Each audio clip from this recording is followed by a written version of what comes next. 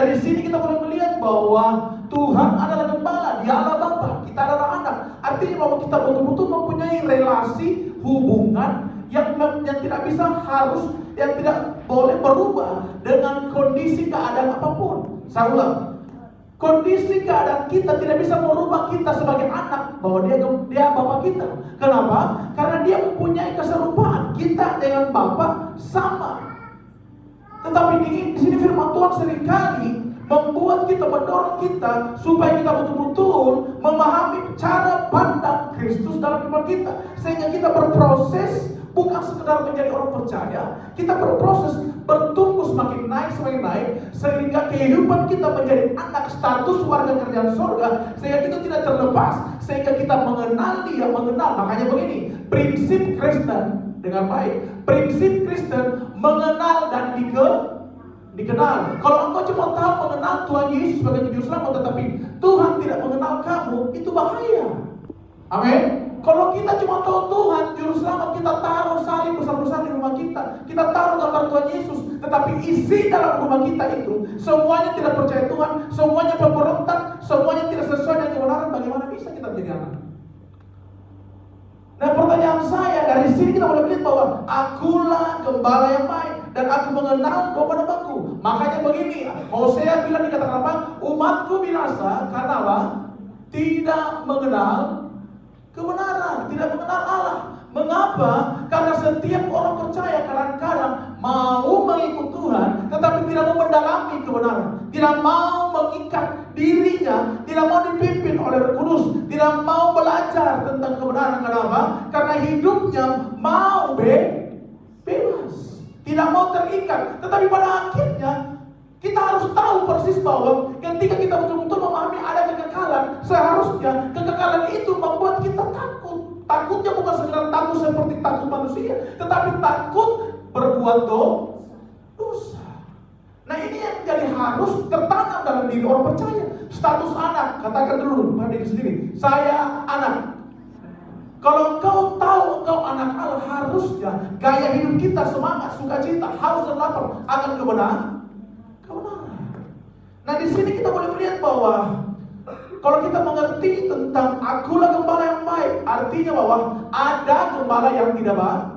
Hidup kita mempunyai relasi kita dengan Tuhan. Nah, itu yang menentukan, membedakan kita. Makanya kita harus mengatakan panggilan kita harus berbeda dengan dunia ini. Dunia ini memang tujuan Tuhan menciptakan kita harus berbeda.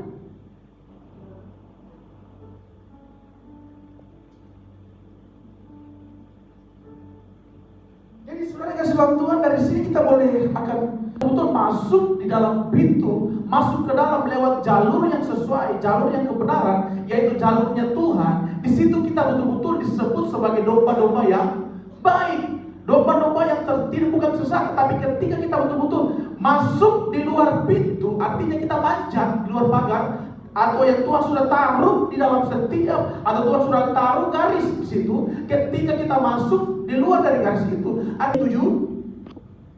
Nah, tujuannya apa?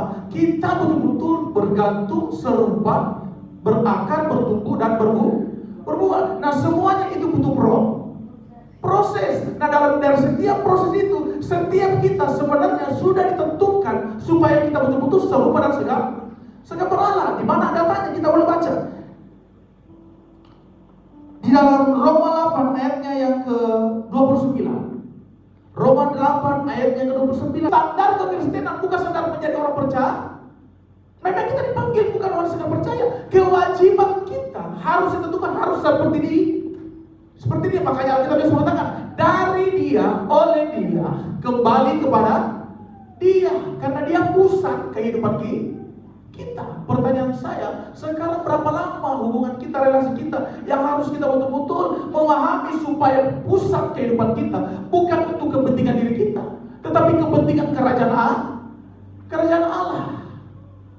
Makanya Alkitab terus mengatakan segala sesuatu diperbolehkan, ya, tetapi tidak segala sesuatu membangun. Pernah baca ayatnya kan? Segala sesuatu itu tidak membangun. Artinya apa? Prinsip kerajaan surga berbeda dengan prinsip dunia. Kenapa kita masih kompromi dengan dunia? Ada hal-hal yang harus kita memang pisahkan dari kehidupan kita. Makanya kita harus mengatakan Pergaulan yang buruk merusak apa? Pergaulan yang buruk merusak kebiasaan yang baik. Dari segala sesuatu yang kebiasaan yang baik, yang tadinya kita hubungan kita dengan Tuhan, yang tadinya kita tidak pernah berbuat yang jahat menjadi jahat. Kenapa?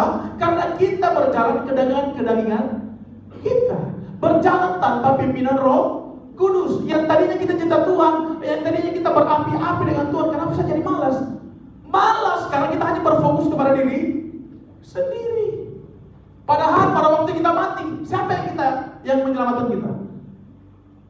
Tuhan Yesus. Kita tahu Tuhan Yesus selamatkan kita, tapi tidak menghormati, mengagungkan, memuliakan selama kita masih Dia. Nah, dari sini seringkali kecenderungan manusia hilang arah. Kenapa hilang arah?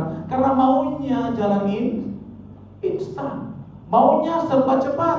Nah, kekristenan seperti bangsa Israel. Jangankan bangsa Israel, ketika kita dititik seperti Ayub pun masih bisa kita mampu. Tidak bisa, justru kita berharap, kita berserah, kita minta sama Tuhan, selesai saja hari ini. Saya tidak bisa lewati penderitaan ini. Istrinya pun bilang apa? Membawa suaminya Ayub ini mau mundur dari Tuhan, tetapi Ayub kita melihat kisah kehidupan ini yang betul-betul Tuhan senantiasa mengasihi, yang betul-betul Tuhan sangat merindukan, yang betul-betul Tuhan senantiasa berikan dia kekuatan sehingga kehidupannya tidak pernah terlepas yang namanya hubungan relasi yang kuat dengan Tuhan. Saudara sama Tuhan, di akhir zaman ini seperti ayat tadi kita mengatakan, kita akan melewati setiap masalah problem bagaikan ikan di air. Siapa yang terbawa arus? Dia yang tidak memiliki kebenaran yang kuat, yang tidak memiliki kedalaman kebenaran yang kuat, sehingga ketika kita yang betul-betul tinggal tidak terbawa arus, itulah orang-orang yang betul-betul hidupnya melekat dengan Tuhan. Nah, ada perbedaan memang. Nah, memang tujuan Tuhan membuat kita supaya hidup ini kita betul-betul berproses, supaya kita betul-betul yang dikatakan tadi, yang sudah dipilih dari semula, mereka juga ditentukannya dari semula, supaya untuk menjadi serupa dengan gambaran anaknya, supaya ia anaknya menjadi yang sulung di antara banyak saudara. Artinya bahwa satu-satunya yang berfokus, yang harus kita fokuskan, yang harus kita utamakan dalam hidup ini, satu-satunya hanya satu, sama Yesus, tidak ada yang lain. Nah, dari sini kita akan belajar firman Tuhan ingin mendorong kita, memberitahukan buat kita dari Yohanes ini, supaya kita betul-betul benar-benar mengambil keputusan yang tepat, mengambil pilihan yang tepat. Jangan sampai mengalirnya waktu sehingga Tuhan berikan kita kesempatan waktu yang Tuhan masih beri, tetapi kita memberikan atau memutuskan segala sesuatu yang di luar dari setiap apa yang Tuhan sudah tetapkan depan kita. Kita akan baca sempat kita sudah memberikan yang terbaik, tapi itu bukan ukuran. Kalau hatimu, motivasimu salah, itu bukan ukuran. Seringkali banyak orang memberi, tetapi mau diangkat-angkat namanya, mau dibesar-besarkan, mau dicara pandang baik, mau diberikan didahulukan, mau diberikan sesuatu pandangan yang lebih dalam setiap kehidupan atau berjemaat atau dimanapun. Tetapi firman Tuhan dalam Yesaya 64:6 ini memberitahu kepada kita supaya segala sesuatu yang kita lakukan betul-betul seperti yang kita mengatakan, seperti untuk siapa? Tuhan. Artinya bahwa ketika kita betul-betul hidup seperti untuk Tuhan, gaya hidup kita, keputusan kita harus diutamakan seperti serupa dengan Kristus. Nah, ini yang harus kita tabrak sebenarnya, karena kekristenan dengan dunia, sorga dengan dunia sangat berbeda. Kalau sorga bilang saya pukul pipi kiri, apa? Kekudusan, apa? Engkau tidak melihat Tuhan. Kekudusan bersangkut paut dengan kebenaran. Ketika kita kebenaran dalam kita, kebenaranlah yang memerdekakan kita. Segala sesuatu pencapaian apapun yang kita miliki saat ini, Alkitab jelas mengatakan, kita baca bersama-sama. Amsal 11 ayat yang keempat. Amsal 11 ayat yang keempat, coba kita baca bersama-sama. 2, 3. Pada hari kemurkaan apa? Harta tidak maut. Hartamu bisa menyelamatkan engkau dari maut? Yesus mempunyai sorga, kerajaan sorga dan langit ini, bumi ini. mempunyai segala sesuatu. Tidak bisa kita melepaskan diri kita dengan kekuatan kita, apalagi perbuatan baik. Perbuatan baik tidak ada yang bisa. Dan makanya Alkitab biasa bilang ini, janganlah kamu bodoh, hendaklah kamu apa? Arif. Kenapa kita selalu bodoh? Karena kita berjalan dengan pikiran kita sendiri. Saya masih hebat, saya masih kuat, saya masih sehat. Ya tunggu, semua ada masa dan waktu. Tunggu. Semua ada masa dan waktunya. Sekarang kau boleh sehat, tunggu ada waktunya engkau pasti. Kita tidak berdoa engkau akan tidak sehat gitu, tapi ada cara Tuhan untuk mengingat kita. Makanya begini pujian mengatakan, kau selalu punya cara apa? Untuk menolongku. Cara Tuhan menolong kita. Dia seringkali memberikan kita tabrakan dengan masalah. Supaya apa? Oh, saya sudah lupa Tuhan. Saya sudah jauh dari Tuhan. Oh, saya sudah menyeleweng. Saya sudah menyimpang. Itu cara Tuhan mengingatkan kita. Supaya kita betul-betul kembali kepada koridor. Kembali ke track. Kembali kepada garis yang Tuhan sudah tetapkan. Nah itu cara Tuhan. Jangan justru kita menggerutu bersungut-sungut, menyalahkan manusia, menyalahkan orang tua, menyalahkan apalagi menyalahkan Tuhan. Itu lebih salah lagi, lebih parah lagi. Nah dari sini kita akan belajar dari Yohanes ini, supaya kita betul-betul mempunyai gembala pemimpin yang baik. Selain gembala jemaat, ada gembala agung. Tetapi gembala agung mempunyai cara supaya membuat kita mempunyai proses juga. Kehidupan, saya setengah mati kehidupan ini. Kenapa kita menjalani kehidupan dengan capek? Karena hubungan kita dengan Tuhan sumber itu terputus. Kita mencari sumber air di dalam dunia. Sebenarnya sumber air yang memuaskan kita, Alkitab bilang apa? Kristus, kebenaran.